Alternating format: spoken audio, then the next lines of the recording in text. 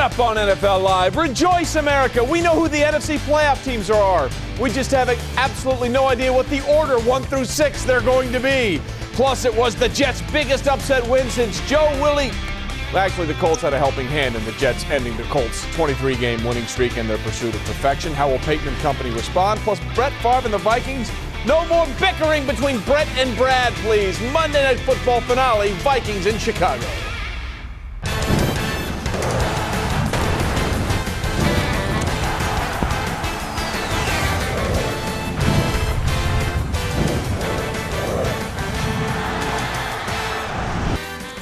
Well, hi, everybody, and welcome into another edition of NFL Live. So glad you are here with us. Trey Wingo, Merrill Hodge, Trent Dilfer. Hope you all had a wonderful holiday. Hope you guys had a wonderful holiday. I worked on it, baby, so it was beautiful. You know one team that definitely had a good holiday?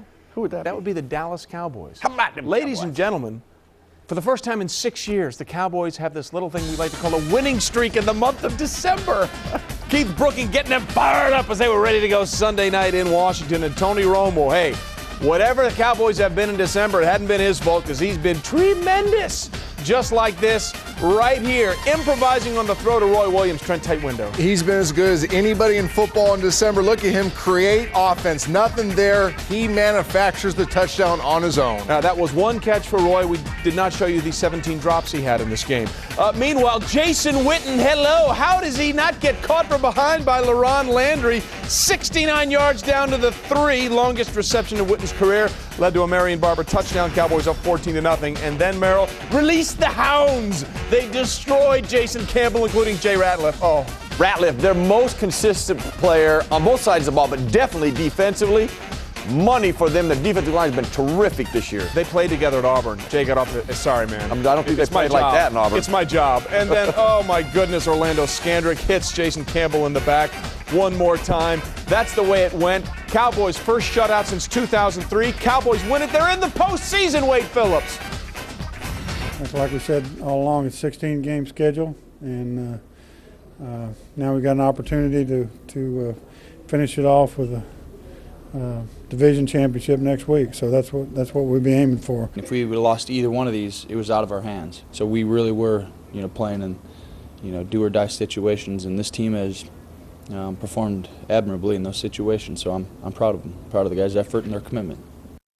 The Cowboys are in the playoffs. The Giants are now out of the playoffs. Hey, Last new game at digs over Giants there. Stadium. There's the new digs. And what a send-off Big Blue gave Giants Stadium.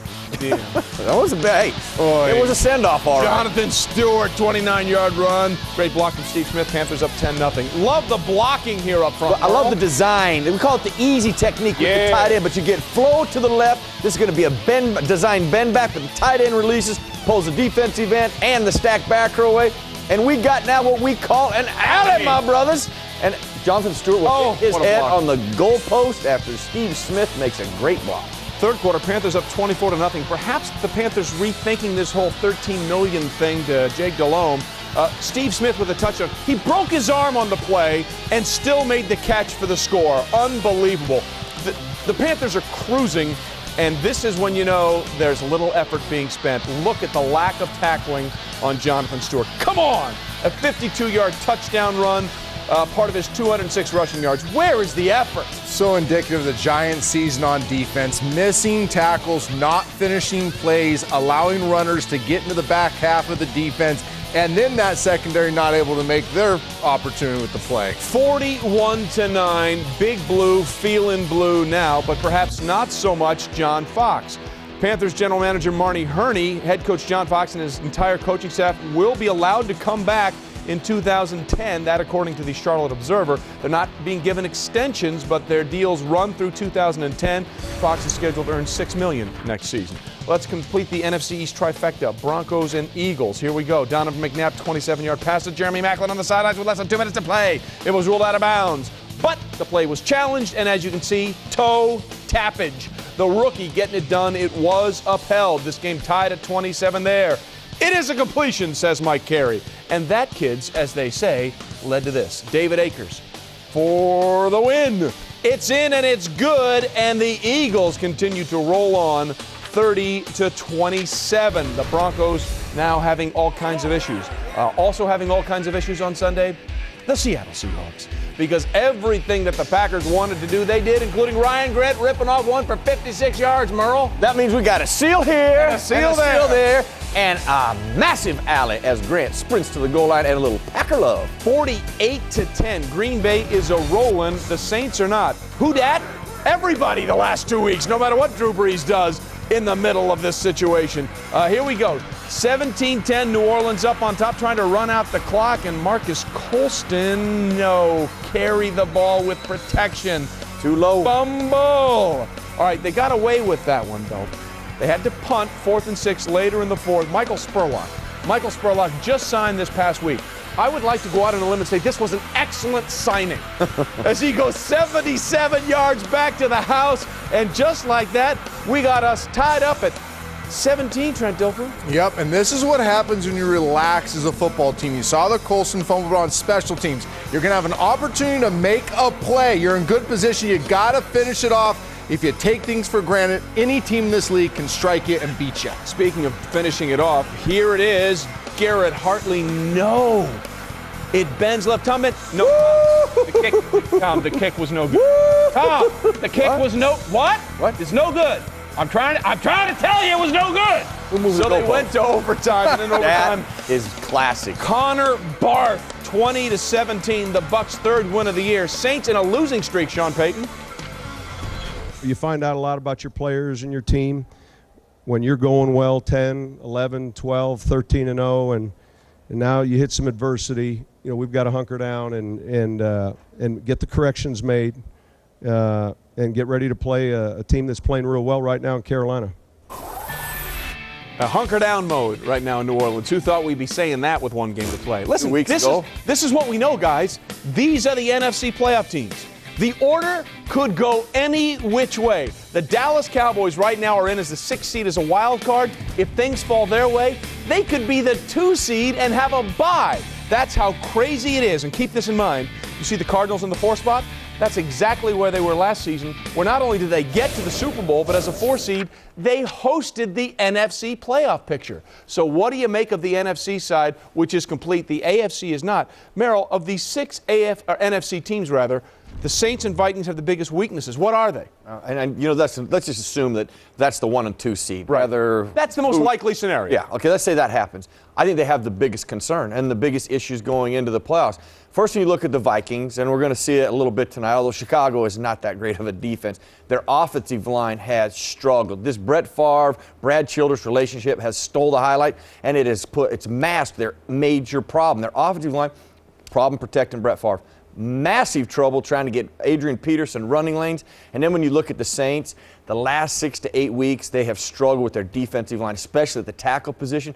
People are running the football on them, controlling the tempo, time of possessions on their side. The Saints are on the sideline more. They have less opportunities. I don't know how you just fix those 2 issues in a couple of weeks. Those are personnel issues, and I don't know that that's going to change going into the playoffs. I agree with that, but more than any other year I've ever watched football, it seems like you can blow holes in every single team on the offensive side, defensive side of the footballs. Now, the mantra forever in the National Football League is go with the team that's hot. If you go with that philosophy, you're obviously looking Eagles, Cowboys, 2 teams playing very well at the back end of the football season. But I still believe the New Orleans Saints are the class of the NFC. I think their issues are correctable. I think they can outscore people. I believe, Merrill, we're living in an era now in the National Football League where you're going to have to outscore your opponents to win the Super Bowl. The Saints can do that. They led the league in big plays over 20 yards the whole year. The last couple weeks, they've been limited to about half their production. They can fix that. They can outscore people. They're going to be just fine. You honestly believe you got to score more points than the other team? Well, you know what I'm saying. Just get into... Come on, lighten up, baby. I'm just kidding you. This is revolutionary thinking. I was just thinking, hey, you're right. But you got to outscore them. You mentioned the Eagles and Cowboys. We love you, brother. As the 2 hottest teams, guess who plays in the season finale? Philadelphia at Dallas. Winner gets the NFC East title and could still get the 2nd seed and a bye. It's crazy. mean. When we continue on NFL Live, we'll also explain to Trent why you play 4 quarters in the NFL. The Colts followed through on their plan to rest starters Sunday. How will this affect them? I'm here for one reason. That's to help this team win. Telling an assistant to take him out of the game couldn't be further from the truth. We all think we know it all. That's behind us.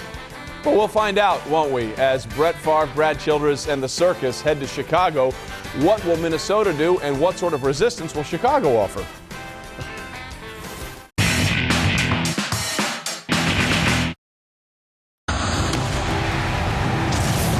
College football lives here on ESPN America. What about that play? Where athletes become machines, where spirit counts the most, and where blood runs green and gold.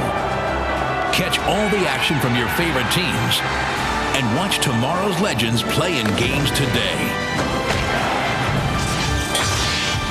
College football lives here on ESPN America.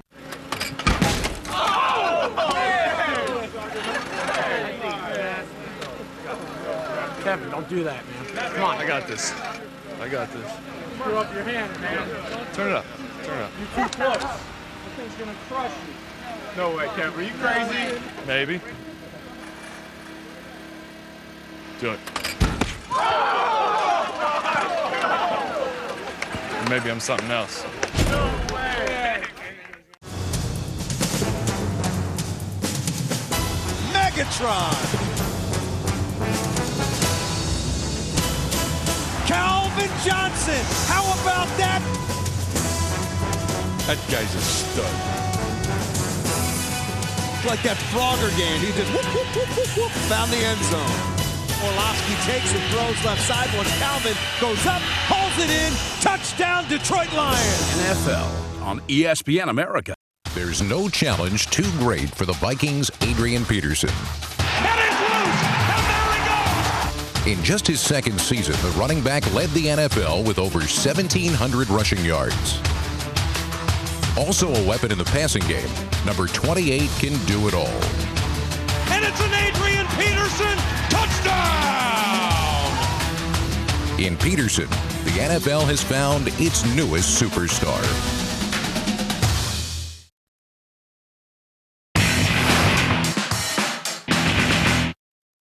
Let's head our team reports now and head out to Michelle Tafoya in Chicago. Michelle, it was all about Brett and Brad bickering last week. How are things now in Team Viking land?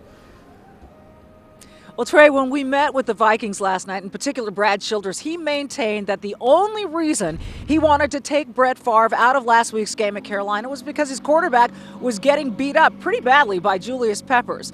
Now, Favre told us also that the one and only issue he had with Childress was this idea of being pulled, and that all these other reports about him not being able to call audibles at the line were unfounded. Now, Brett also said he understood why Childress wanted to pull him, but he said at that time we were up 7-6, and to me that would have been like throwing in the towel. Now, Childress did tell us tonight he will pull Favre if the Vikings have a significant lead because he, quote, wants to save the tread on the tire for next week.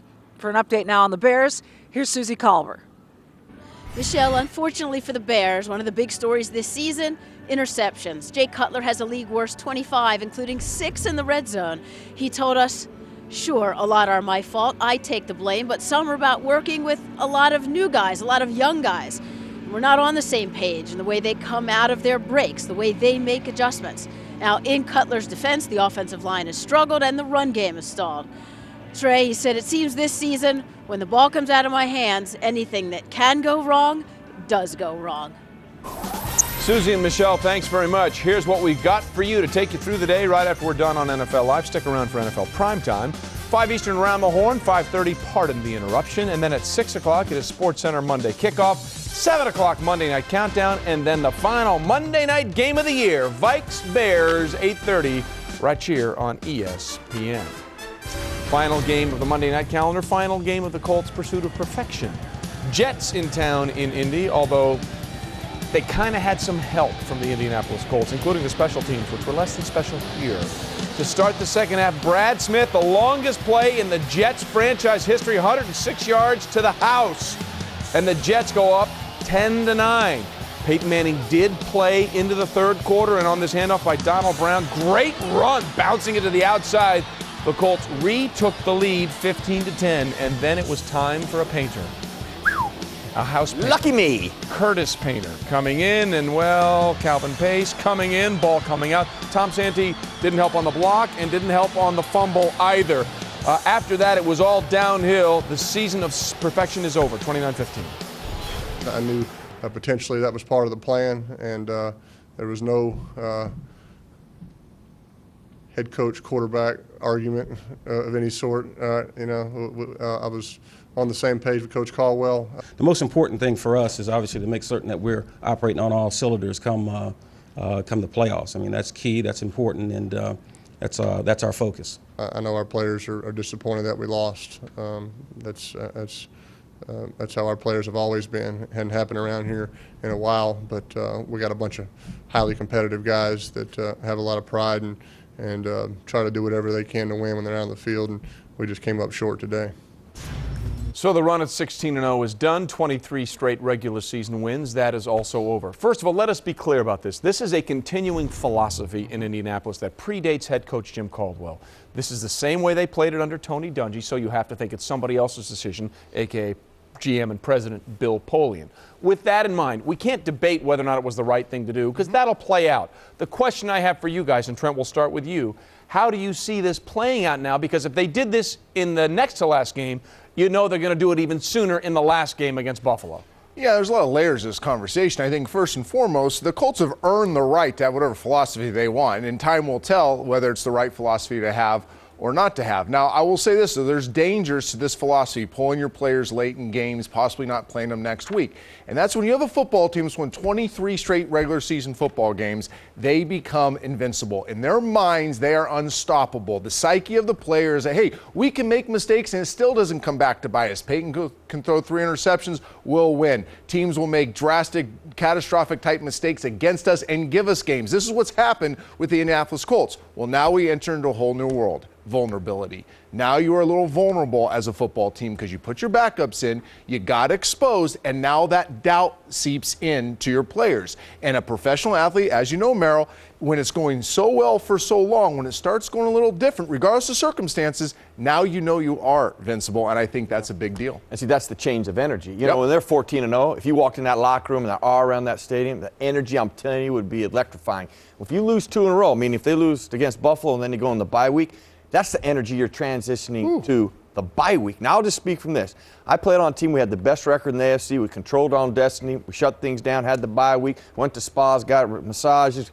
Then we tried to kickstart it, and it didn't happen. Then I've been on teams where we fought, clawed, and got our way into the playoffs, and we went on the road and beat teams, and we're a step away from going to the AFC Championship and winning. And there was a different edge and energy that we had.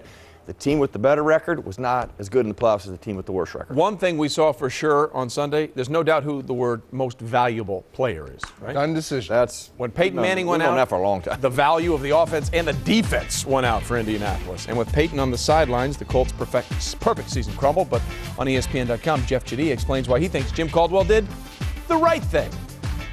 Straight ahead on NFL Live, the Ravens' playoff hopes may have been dashed by a Sunday of blown opportunities. Trent will explain, hey, it wasn't just Sunday where this hurt the Ravens. And we know about Tom Brady to Randy Moss and Wes Welker, but why the key to the Patriots' postseason run may be about their ability to run.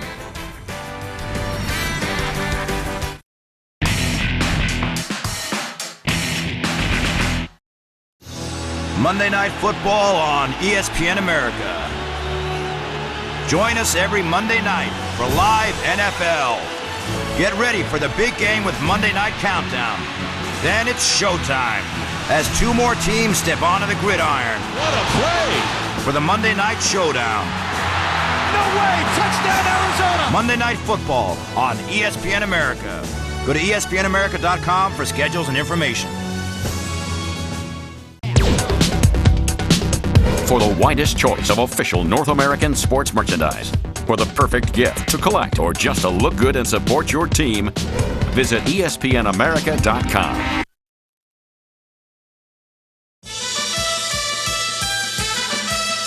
Manning takes the snap. Manning back to throw. Has time. Looks, fires one.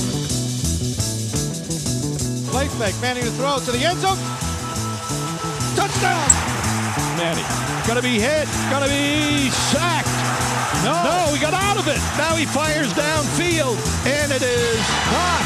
Manning looks left, pops it left, throws it wide open. Touchdown, Giants! NFL on ESPN America. The summer break may be over, but the summer heat is still on. College football is on fire, with teams battling for that #1 spot. Watch powerhouses like Ohio State, Wisconsin, Penn State, and Michigan battle for the Big Ten Conference title. Touchdown, Ohio State! In the Southland, the SEC heats up with action from LSU, Alabama, Ole Miss, and returning national champions, the Florida Gators. And step out of the gridiron with the Pac-10 Conference and see USC, Cal, Oregon, Arizona State, UCLA, and Washington battle for conference supremacy. Up for grabs, and it's intercepted. This is American football played from the heart. Cheer your favorite team on all season long. College football lives here on ESPN America. Okay, here's the AFC wildcard situation. Look, if the Jets and Ravens win, it's all done. Then you don't have to worry about all this stuff down here that will make your ears bleed and your head spin if you stare at it too long. One of those teams that needs help now is the Baltimore Ravens. And Trent, you could say they did on Sunday what they've been doing the last few weeks. They let opportunities go right through their hands. Oh, you're so right, Trey. In every ball game, there's going to be about 6 plays that define the outcome of the football game. And the really good teams tend to make their best plays in those moments. The Baltimore Ravens, they make their most crucial mistakes at the most critical times of ball games. And it is really costly. Let's go to week 4 now. New England Patriots, you got a 4th and 3 at the end of the game. Chance to beat the Patriots. You drop a ball right in your chest, Mark Clayton. Let's go to the next week. They're playing the Bengals, right? Last drive of the game, they're up 4. Ray Lewis starts it off with an unnecessary personal foul on Chad Ochocinco, and then a 3rd and 16, an opportunity to put the Bengals in a lose-lose proposition. You get a careless pass interference call down the field to extend the drive, leading to the game-winning touchdown by Carson Palmer and Steve Hauschka. Just absolutely pull hooks it. Opportunity to beat one of the best teams in football at the time, the Minnesota Vikings. And then fresh in our memories yesterday, Derek Mason, an opportunity to go up big in the 4th quarter, 27-20, can't make the play. This is the history of the Baltimore Ravens. Can't make the play when they need to. Therefore, they are not going to make any noise in the playoffs. Well, we'll find out. They're still in it. Jags and Patriots, or we like to call it Exhibit A, as to why the stat passer rating, because Tom Brady carved up the Jags. He had 3 incompletions all day. He had 4 touchdown passes on the day, no interceptions, and yet he didn't have a perfect passer rating. Whatever. They won 35-7, but Merrill, how concerned should the Patriots be about their running offense? They shouldn't be concerned, and this would be Exhibit F. This is a factor in their offense. You know, the Patriots, I think, are being overlooked slightly. Obviously, you know, Tom Brady and Randy Moss, but it's their running game that's giving them great balance, and they're controlling the tempo of a lot of games. In the last 3 weeks, they've averaged 167 yards a game. There's a Bear defense. Both guards center covered, stack backers over the tight end playing man-to-man. Well, the Patriots use that to the advantage. Tight end will work out. Tackle blocks the guy over the tight end. Offensive lineman / fullback leads up in the hole, and Morris gashes the Jacksonville Jaguars. This kind of running game is what we call a physical running game. Yes, you can run the ball when you can run it with physical and authority, and the way they throw the football will be the factor in the Patriots being explosive and excellent in the playoffs, Trey. All right, Merrill, we shall see when we continue on NFL Live. It is a Monday staple. We simply like to call it Sunday staple.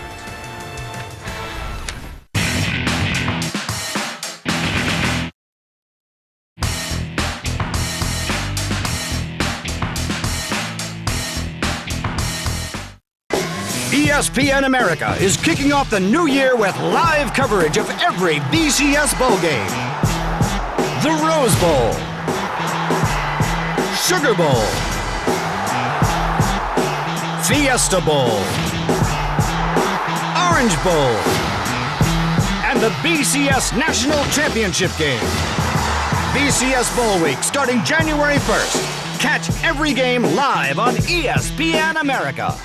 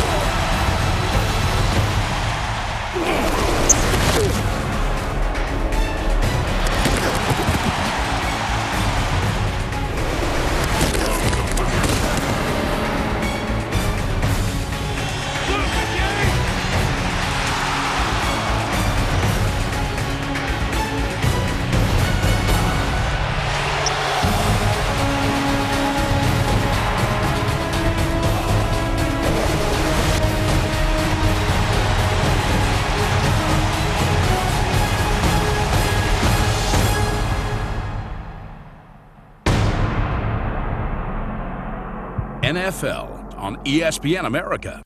China has the Great Wall. Minnesota has the Williams Wall. And running backs would have better luck trying to ram through brick and mortar than Pat and Kevin Williams. Defensive end Ray Edwards provides speedy backside pursuit. And Jared Allen cuts teams off at the pass. He and Kevin Williams combined for 22.5 sacks in 2008. In 2009, collapsing the pocket will be the key to pocketing another division title.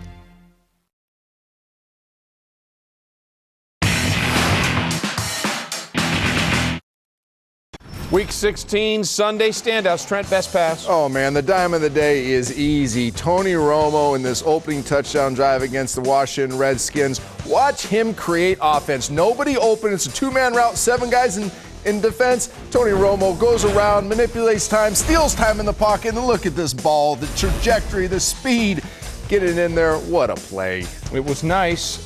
Best run, Merle. You know what? Not only the best run, but maybe the best comeback. This guy, Cadillac Williams, blown out 2 knees. Right. And they able to get up in the hole, get around the perimeter, and outrun the Saints to the goal line. Best run of the day. No, he was terrific all game long. Best catch in a key moment, Trent. Yes, Jeremy Maclin, and great throw, too, by Donovan McNabb. I love it because it matters so much for the Eagles here. They're playing for everything, and the young man steps up and makes a big-time professional catch. Look at him eyeball it in the first window, get both feet down. Big-time play, Jeremy Maclin. And then, of course, Merrill, we leave this for you. Best hit. This is going to be awesome. Darrell Reed has done this before. Remember he used to play for the Colts, right? 2008 regular season finale. Macho Harris. 7. The last thing you can do is stop in the hole. The hit's amazing, but listen to it.